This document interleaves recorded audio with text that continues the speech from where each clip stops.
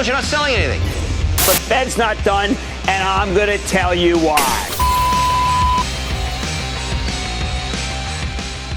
Welcome back to Sean's show, everyone. I hope you are enjoying the end times as much as I am. I'm here with George. Hello. We're here in fabulous New York City, enjoying the end of the world. No, it's of course it's not the end of the world. It is the end of America. And I hate to be a pessimist, but I flip-flop. As you guys know, some weeks I'm very patriotic, and some weeks I'm a Chinese nationalist. I'm learning Mandarin. Sometimes I feel like learning Mandarin, and sometimes I feel like buying a gun and moving to Arkansas.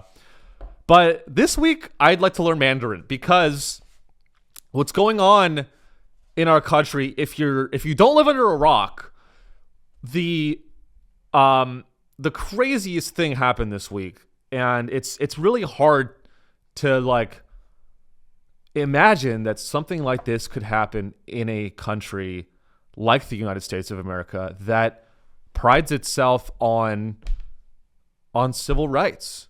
And of course I'm talking about Coachella. Of course I'm talking about the fascist, let me say it again, fascist music festival called Coachella, where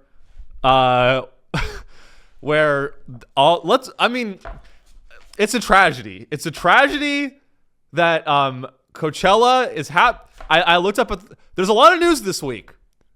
There was a normal, innocent guy who was deported to what can only be described as an El Salvadorian death camp funded by the U.S. And even worse than that, the Coachella Music Festival is back. It's a tragedy. You guys already know this about me. I'm very anti-music festival. I'm very anti. I just spilled my espresso. This is gonna be a fucked up episode, George. I'm angry. I have 2 job interviews both with remote companies this week. Guys, please, if you listen to this, please pray to your God or Satan or whoever you worship, Elon Musk. Pray that I get this fake remote job, because if I get this fake remote job, it's a good one, people. It's a fake remote job, and it pays fake remote job cash, and it's all going to go back into the studio. You think this is a lot of espresso? I'm going to die. If I get this fake remote job, it's all going, you guys, it's going to be crazy, but I'm going to go to Coachella. That's how much money this shit pays. I'm going to Coachella. I've never been. I can't say that I've been to Coachella, but I do know the types of people that go to Coachella. Some of the worst people in the world go to Coachella. I have been to a music festival called Austin City Limits back when I lived in Austin, and the way that I think I can best describe music festivals in 2025 in the modern culture is this. It's my memory. And again, this was Austin City Limits. It wasn't Coachella. But Austin City Limits, which if you don't know, ACL, huge music festival. I went with my girlfriend. And on the first day, we show up at 11 a.m. And the first opening act at 11 a.m. is an artist that I'm a big fan of called Big X the Plug. Are you familiar with Big X the Plug, George? Great. He's a rapper. Big, fat, black gentleman. He's a rapper. He shouldn't be rapping at 11 a.m. But he wasn't big enough to be a headliner yet. And we get there, and it's just a sea of frat bros. It's not even noon. And it's just an ocean of frat bros on ecstasy, it's just meth. Every music festival, it's just frat bros on meth. Saying the N-word. That is what a music festival is now. It's like a bunch of white guys that have fake jobs that they go to a music festival so that they can sing the N-word in peace and they don't get canceled. And I'm not among that group. I've never done that. But a lot of other white guys around me in Austin, when Big X the Plug was rapping, they sang every word. They sang every word. And that is, let me put it to you this way. If Malcolm X was still alive, he would be furious. If Malcolm X saw what I saw, I think he would cry because it's wild. Going to Coachella, spending that money to have an experience like that at Coachella, and here's the real root of the issue is that people that go to Coachella think that they're good people. Deep down, they truly, I know I'm a bad person. Let me make one thing clear. I know that in my heart of hearts, I'm a scumbag. I'm a narcissist. I'm a bad person. People that go to Coachella, they spend $3,000, $4,000, $5,000 on an RV, on a campsite, on the alcohol, and they go and they buy the drugs and they dance and they go watch Benson Boone. That's a new name, Benson Boone, and they go watch art, and they think that they're on, and they listen to Bernie Sanders, which we'll talk about. They listen to Bernie Sanders do a speech at Coachella, and they think that that's enough. That's what I'm trying to get to, guys. Coachella, this year at Coachella, here's how it's the nail in the coffin. This year's Coachella is the nail in the coffin for America. You had Benson Boone. I call him Benson Backflip because that's all he fucking does. My girlfriend and I, we watched Benson Boone, and all he does is he does a backflip at the beginning of every song, and then all these white women go, "Oh my God!" And then he pulls off an overcoat and reveals a leotard, and can America stop being excited by people doing costume changes? I'm in Brooklyn. I love drag. I love theater. I love gay people, but stop getting excited just because. And also, Benson Boone is straight. First of all, how dare you? Benson Boone has the gall to sing a song. We all know the song, Bohemian Rhapsody, by Queen. The name of the band was Queen. And Benson Boone, who I'm pretty sure is straight, has the gall to cover this song. Let's listen to a little bit of it. You're flat. He's flat. Also, he's flat. He's not even talented. No. Cut it. Can you pause it, George? See, he goes. I gotta do my vocal warm-ups first. I'm very angry. And now life had just begun. It's like I'm a classically trained guitarist. I can hear microtonals. You're not hitting the high A. That's flat. You're flat, Benson. First of all, you're flat. Number two, you dress like shit. Number three, I know you're an industry plant. You're not even a plant. You're an industry weed is what you are. Let's keep watching. Ooh, I can do that too, Benson. Didn't mean to make you cry.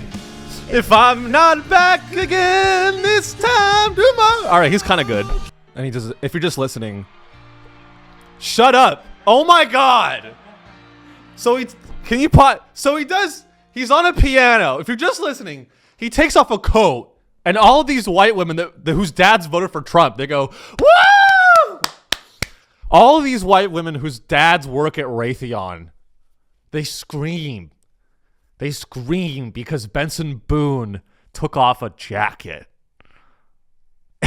and does a backflip off a piano. I would want my money back. If I went to Coachella and the headlining act is Benson Boone doing a cover, he's doing a cover song. Artists, I don't know what's happened to America. Did we forget that when you are a artist and you're a band starting out, when you're an artist and you're a band starting out at bars, you play cover songs. When you're at a bar, could you cut back to me, George? Thank you so much. When you are starting out, at a bar, at bars, that's when you sing Queen. And all the drunk assholes at the bar, they sing along. When you're headlining the biggest music festival in the world, and the best you got is a cover song, you need to quit. You need to quit. Benson Boone, Benson Backflip. It's a shame. You think they would let this fly in Woodstock at Woodstock? If you were at Woodstock 99 or even Woodstock 69, you can't, there's no covers. That's how I know we're falling into a fascist dictatorship. The best we have at Coachella is Benson Boone doing backflips and singing Bohemian Rhapsody. And I'm just going to say this too. I love Bohemian Rhapsody. Let's put that song to rest. It had its moment. It had when was that song made? It had decades of cachet. It's a great song. When someone starts singing Bohemian Rhapsody, my mind isn't blown anymore. It's like when someone sings like Happy Birthday. I'm like, okay, I guess you're going to sing Happy Birthday. We're all going to listen to you sing Happy Birthday. That's like Bohemian Rhapsody to me. I'm just a poor boy from a poor family. It's a good song, but it's like, let's watch Bernie. Let's watch our friend Bernie. I am a Bernie bro. You knew that. And Bernie, if you guys don't know, made an appearance at Coachella, and no, he was not singing a cover of Thunderstruck. Generation. Can we start from the beginning, George? Thank you so much. So here we go. The future of what happens to America is dependent upon your generation. Can you pause it? If that's true, Bernie, we're fucked. You're yelling. Let's cut to the audience. Like I want to be able. We can't do it, but I want them to cut to the crowd. Bernie Sanders is at Coachella, and we're fucked. He's at Coachella, and he goes. The future of this country is dependent on your generation. And it's just a bunch of like 23-year-old Salesforce white women on ecstasy. We're fucked. We're fucked. Bernie, I mean, I respect it. I understand that you have to get the message out, and that's why he's there. But like, you are not gonna cut. You're not gonna cut through to people when they're high. Maybe you will. Maybe Bernie Sanders has a secret plan that I don't know about. But I don't think that doing a stump speech while everyone is on ketamine is really going to be that effective. Like, is this just like, am I crazy? Is this just me that like Benson Boone is doing a backflip and then he goes, and now guys, your next speaker, give it up for Senator Bernie Sanders. Hello everyone, and everyone's like, there's like women ODing on like ecstasy and like meth and fentanyl. How much fentanyl was done at Coachella? That's what I want to know. Was there like a lot of, as you guys know, I'm a guy, you guys should know this about me. I'm a guy that can't have fun. I am a guy, there's like a meme out there, it's like a video, it's like guy that can't have fun. Where the guy like it's like a personality trait where it's like you'll be walking around the beach and they'll be like, you know, this is someone else's joke. I won't steal a joke, but basically it's a guy who's like ruins experiences. Like you'll be at a beach and you'll be like, wow, look at that water, and I would be like, a lot of sharks in that water. You don't want to go in that water. Like, wow, isn't the ocean beautiful? I'd be like, yeah, but like, look at the oil. Like, there's oil. There was BP spilled oil here 10 years ago. You'd be like, shut the fuck up. That's me. And I feel like that's Bernie Sanders too. Can I say this though? I'm going to start, I look Jewish, I'm going to do this. I'm going to start a class action lawsuit. Riley and Riley, partners. And what we're going to do is I'm going to get everyone that went to Coachella and I'm going to get them under the fold and inside of this class action lawsuit. I'm going to sue the parent company of Coachella, which we will talk about, guess what? Guess what, guys? The parent company of Coachella, not a great company. Just so you guys know, the parent company of Coachella as I'm going to read this. It's called, I did some research. This is why you listen to Sean's show. I do my fucking research. I'm not up here reading headlines and bullshitting you guys. I hate on a very deep level. And I know about ownership, and I know about shareholders. And that's why my hate is unique. Other people hate Coachella because it's like, you know, stupid and it's like a big clown show. I hate it because it's owned by the Anschutz Corporation. Okay? The Anschutz Corporation is an American private holding company HQ'd in Denver, Colorado. The company was started in 1958 by Fred Anschutz, a wildcatter, I don't know what that is, who developed and operated, drumroll please, oil wells. Oil wells. Coachella is owned by an oil baron. That's who owns Coachella. Okay? So save it with your bleeding, and again, I'm saying this as a leftist. Save your bleeding heart, disingenuous bullshit. Save your fucking bullshit. You spent $5,000 at Coachella. You gave 70% of that money is going to a private equity oil billionaire. So you are not helping the world or healing the world by listening to Bernie Sanders give a speech at Coachella. Okay, I'm sorry. It just pisses me off. It's disingenuous. You should have spent that money on something that would really make a difference. Hiring a hitman to kill. No, I'm kidding. This is a comedy show. I actually need to be careful what I say because, which leads us into our next story. Guess what, guys? America is now a country where you can go to jail for saying things. Which brings us to our next story. So, I mean, I've lost track. I've truly lost track on like people are being sent to El Salvador, oh, actually, can we do the El Salvador story? I think it's probably the deport. Let's see right here. Trump. Yeah. Oh, you're good, dude. Also, I need to get this new job so I can get a new laptop because actually I can't get. Trump's sabotaging the administration's sabotaging the show. They are because I can't buy a new laptop. It's gonna be, you know how much it costs to get a new laptop with the tariffs? $6,000. Well, I hope we refresh. But in the meantime, the administration is moving from deporting what they call foreign terrorists in America to deporting homegrown terrorists. And if hopefully we can figure out the tech issue. But in the meantime, there's the latest on the Trump administration with the deportations is I mean it's escalating to a level that's crazy. Oh no, you're good, dude. All good.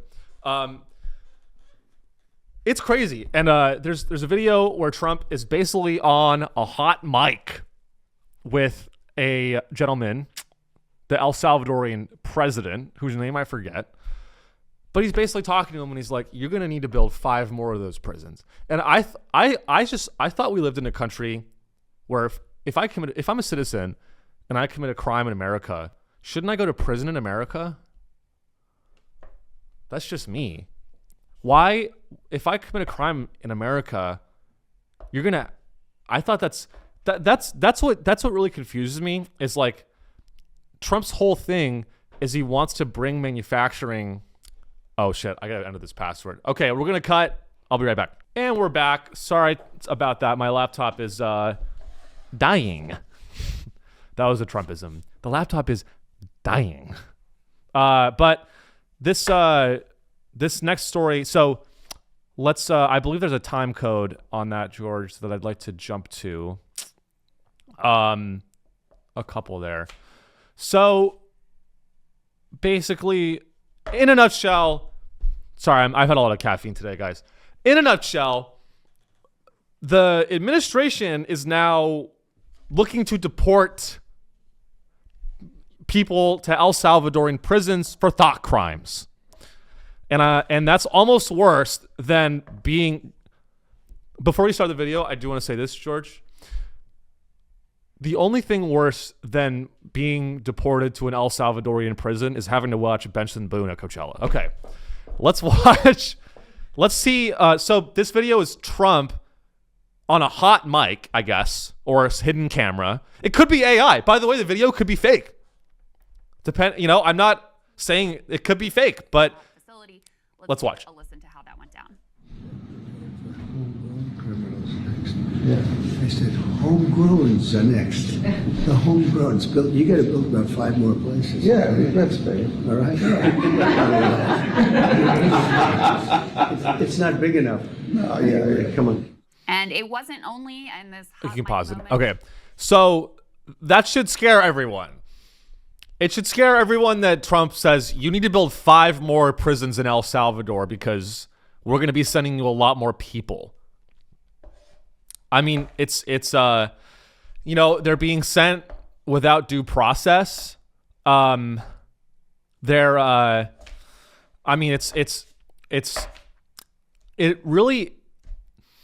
exposes, oh, you could just cut back to me, George. Thanks. It exposes the hypocrisy of this country that we've all known for forever, which is that, like, we're no better. Like, everything that we accuse China of doing, we do. And that's why, like, I'm not trying to, like, be uniquely critical of the U.S. I try to be very neutral. I know you guys all laughed when I said that.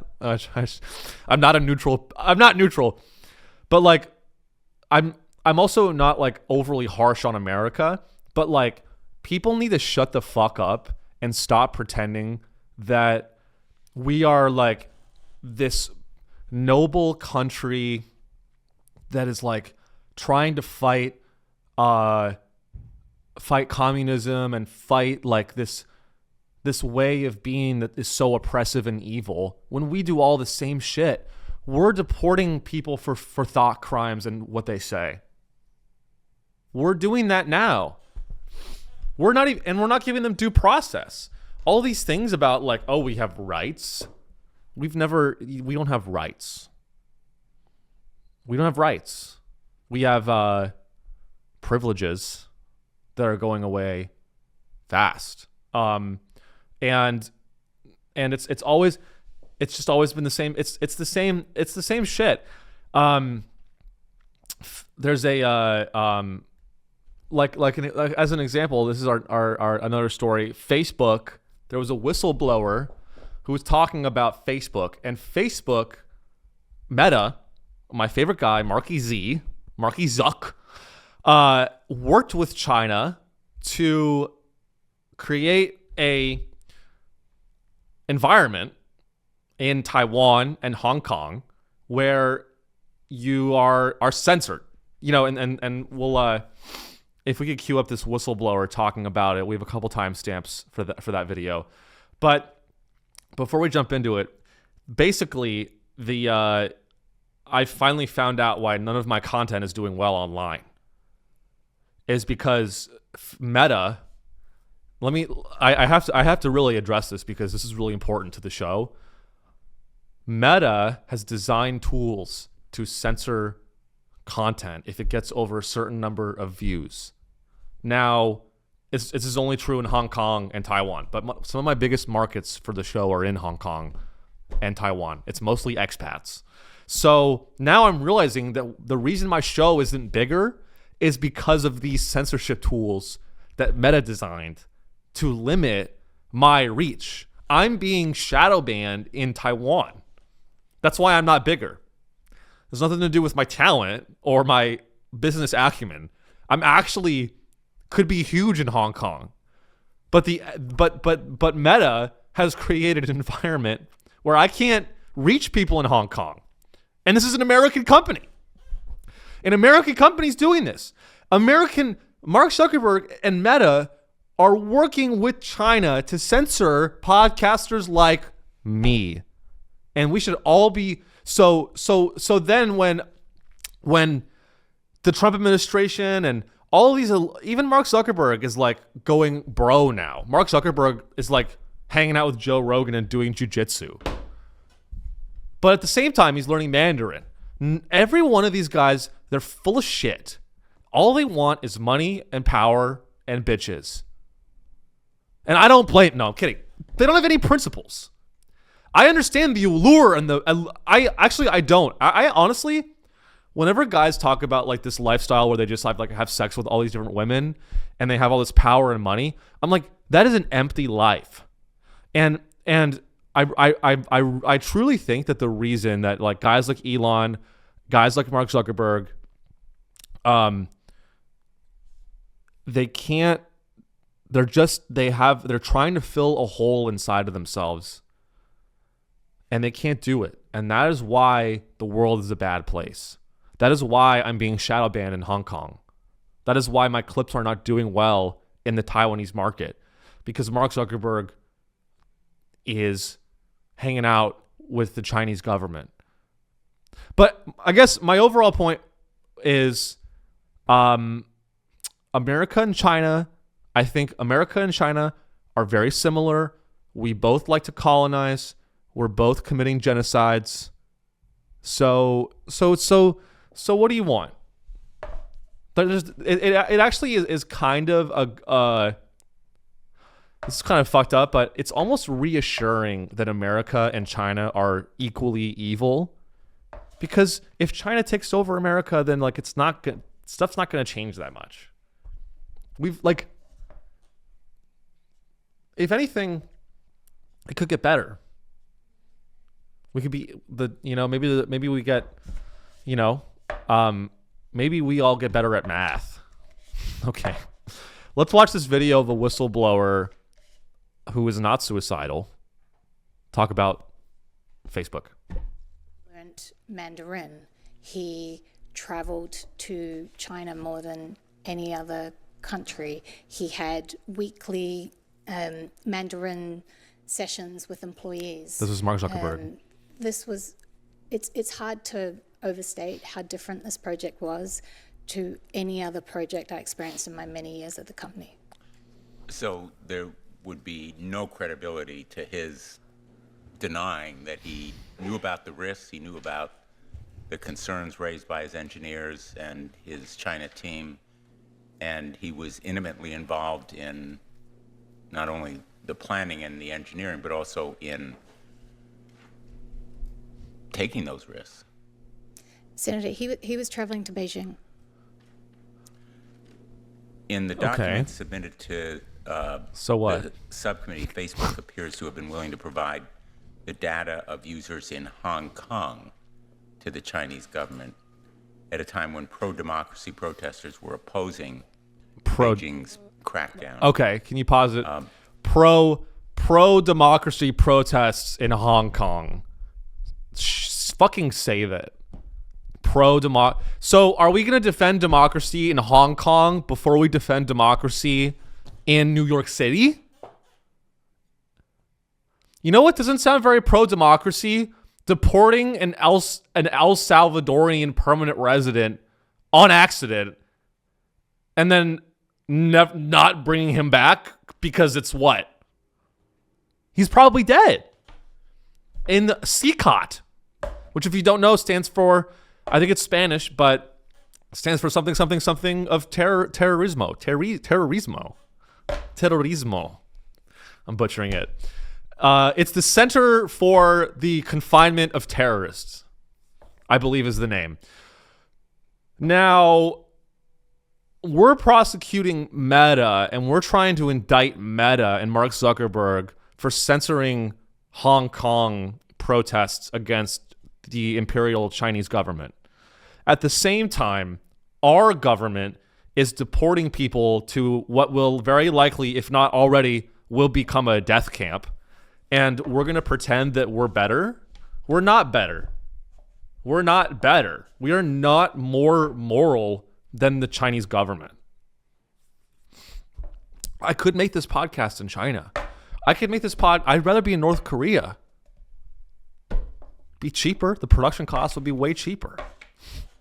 The foods, I love Korean food, you know? I mean, these are all things I think about. But I really don't understand. I forgot if I already said this. I don't understand how here's what's crazy is the Trump administration wants to reindustrialize the American manufacturing industry.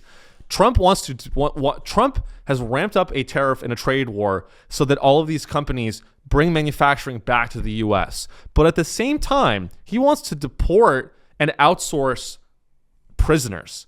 But prisoners manufacture a bunch of shit. That doesn't make sense. By the way, I think that's crazy. I think it's crazy that they make prisoners manufacture goods and pay them literally nothing. But it's against the spirit of what you're trying to do. You're going to try to... So you want to bring manufacturing back to America, except you want to outsource prisons? I don't get it. Even when you're being evil, you're evil you're being an idiot. You're being an it like you're not even like. Don't you want at least? Can I? This is where we're at. This is my reasonable take. At least imprison people locally. Can we have local death camps? Let's at least have death camps in America. Create some jobs here. You're gonna have the death camps in other countries? This is very, you know what? That's called globalism. Outsourcing your death camps to other countries, that's something George Soros would do. Donald Trump. That's exactly what you know what? Having outsourced death camps in El Salvador, that sounds like something Hillary Clinton would do. I thought you were a red-blooded American. I thought that you would want to have death camps in Arkansas and San Francisco, but I guess you don't give a fuck. I may really get killed for this show. Thank God this show isn't bigger, because I probably would be in jail in El Salvador. If I go to jail in El Salvador, you guys have to understand, I'm going to become the president of El Salvador very shortly thereafter. Wow, we're really all over the place today. What else do we have on that, George? I think we have something about OpenAI starting a social media network.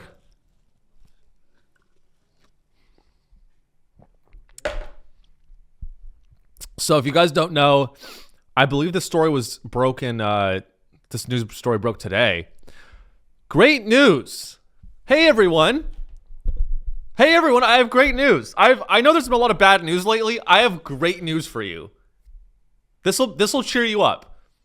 You know the autistic psychopath Sam Altman? He's starting a social network. Woo! Guys, OpenAI, ChatGPT, they're going to get into the social network business. Isn't that something we all want? I know you guys have been waiting just as long as me. I know we've all been saying, I wake up every day, I email Sam Altman, I go, please start a social network. Hey, Sam Altman, you know what we really need? We really need a social network powered by ChatGPT. That's what we need. What we need right now is a social network built on the AI algorithm that was trained on the theft of the entire internet. That's what he's doing. Now, I don't approve. I do not approve. I do not like this. I do not like that our friend Sam Altman has decided that it's never enough. It's not enough. Just like Kendrick says. It's not enough. Sam Altman, can we go back to the article? I want to read some details on that one. Now, I don't know what this would look like. Is it just going to be more bots? Can we zoom in a little bit? This is where we're at, people. Benson Boone is doing covers of Queen, and the AI overlords want to start social media companies. While the project is still in its early stages, we're told that there's an internal prototype focused on ChatGPT's image generation that has a social feed. Great. CEO Sam Altman has been privately asking outsiders for feedback about the project. It's unclear if OpenAI's plan is to release the social network as a separate app or integrate it into ChatGPT, which became the most downloaded app globally last month. Launching a social network in or around ChatGPT would likely increase Altman's already bitter rivalry with Elon Musk. In February, after Musk made an unsolicited offer to purchase OpenAI, Altman responded, "No, thank you, but we will buy Twitter for $9.74 billion if you want." Let's see here. A social app. One idea behind the OpenAI social prototype is to have AI help people share better content. Oh, great. That's awesome. That's a great idea, Sam. You really are solving a problem in the market. I wake up every day and I go, I wish I could make better content. If only there was a way to morph my content with AI. If only I could send my thoughts through an AI system and then make the content better. Isn't that what people always say? I'm online. I'm terminally online, as the kids say. I'm terminally online.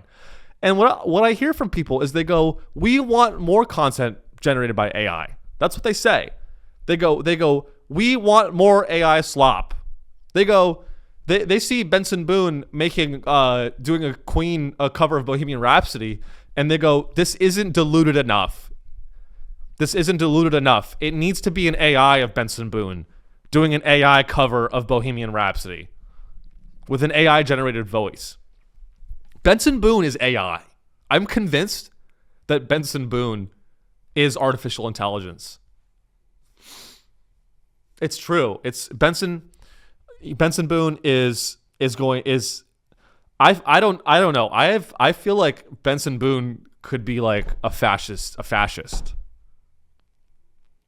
Something about Benson Boone, something about the way he does backflips makes me think that he would send me to the gulag. I feel like Benson Boone could do a backflip and then be like, and the pride of our race will never die. And then like Coachella is the gathering of rich white liberals that would step on your face to get ahead. That's what Coachella is. It is. Coachella is the place where people that pretend to have sympathy go to fulfill their own ideas about who they are.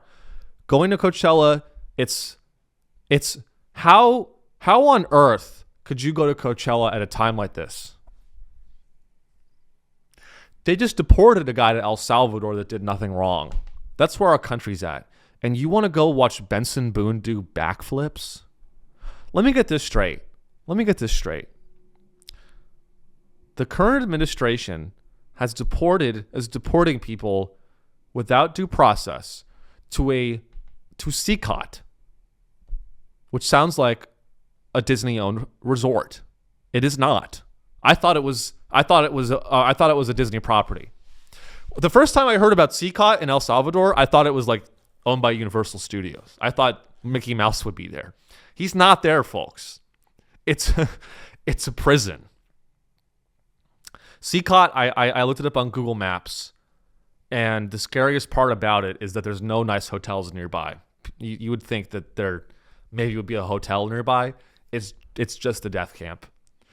No, but it's like you're telling me that you have, who has the money to go to Coachella? Who has the money?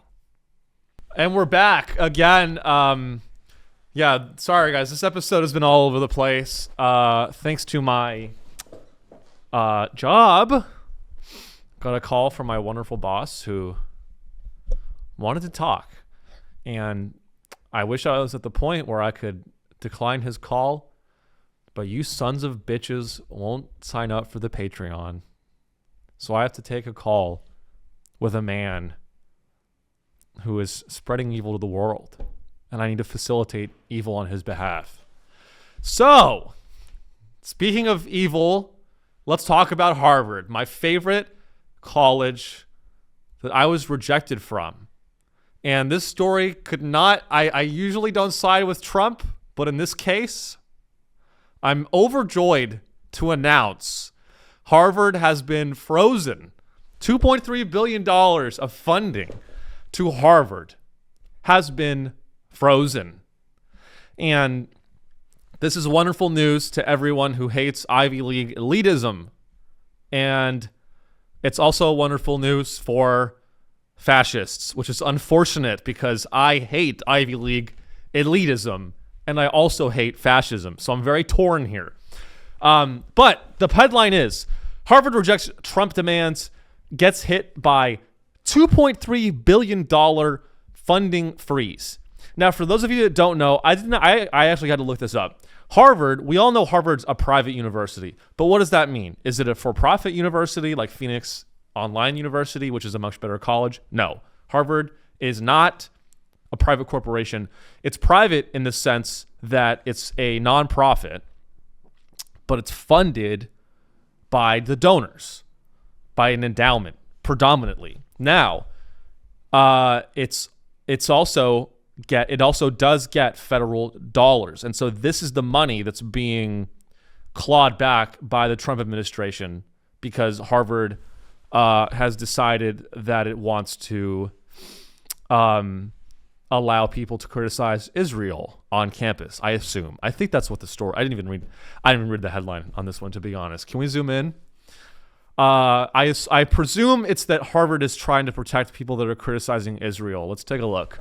The DOE freezes funding, citing civil rights. Harvard says federal demands violate academic freedom.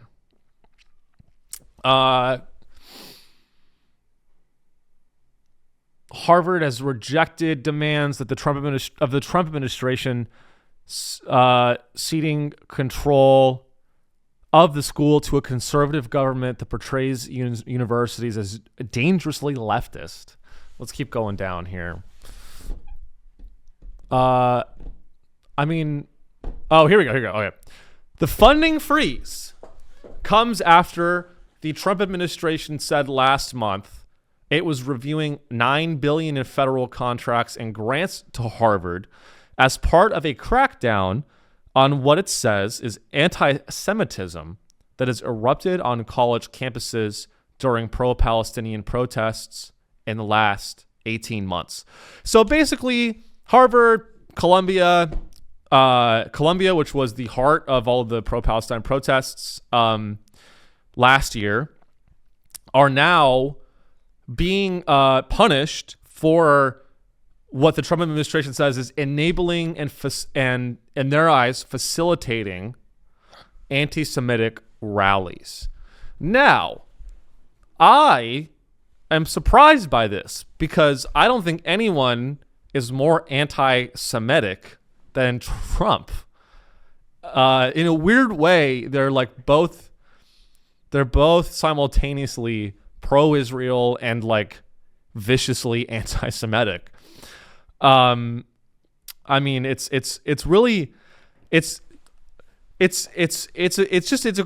a crazy time, and it's hard. This is a story. It's just very hard to process everything. I think that's a feeling that a lot of people have is it's all this news gets thrown at you every day, and it's Benson Boone is just doing backflips in your face. And then you hear me say, Harvard just got a bunch of funding clawed back. Personally, anything that hurts Harvard University is a win for me because I applied to Harvard Business School and I was rejected. So anything that can twist the knife against Harvard is a win in my book. But I don't know, I don't think that, again, I don't want them to be defund.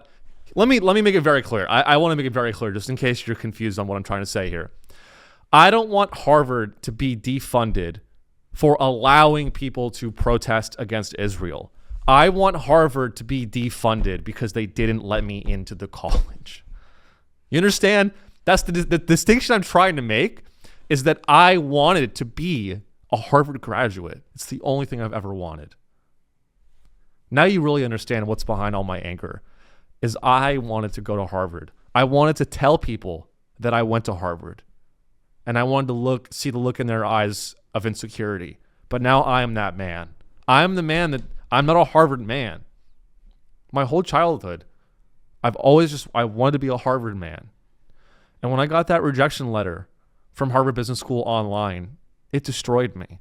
I didn't even apply for the real Harvard. I applied to Harvard Business School online and I was rejected. You understand?